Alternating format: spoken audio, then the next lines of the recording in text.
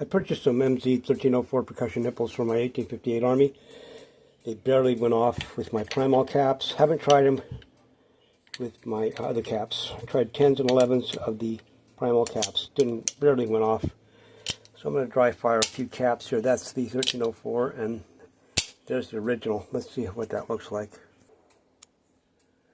Problem I'm having with the original nipples is that they give me an uneven performance. This is the 1304, and it looks like it got hit pretty well, and it didn't split. But what I'm suspecting is when they go off, they split, and they don't allow enough of the fire to go down the flame channel. So I'm going to buy something to hopefully correct that. So Daniel Dunn, Y8G, sent me a message when I was trying to make percussion caps, struggling a little bit. He said, copper. Very succinct, appreciate it. I replied a little bit dismissively, yes, I've seen it done, but I use what I got and so struggle with what I don't have to pay for.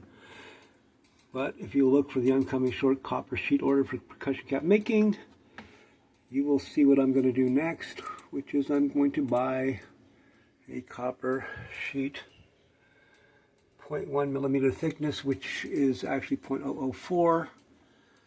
That's a 39-inch by 4-inch roll for $9. Now, aluminum is 30% of the thickness of the material density of copper, which means that copper is 3.33 times more dense.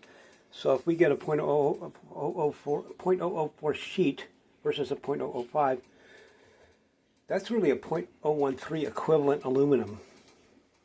Now, if I take I took 2 sheets of the aluminum can and I put them together, which gives me 0.01, and I didn't seem to have any trouble making them with the cap maker, except they're too difficult to make. They slide around. So I suspect the caps are blowing up, and they're just not strong enough to direct flame through the flame channel. So I am going to try this copper sheet and make some caps. And thank you, Daniel, for that succinct suggestion. Thank you for watching.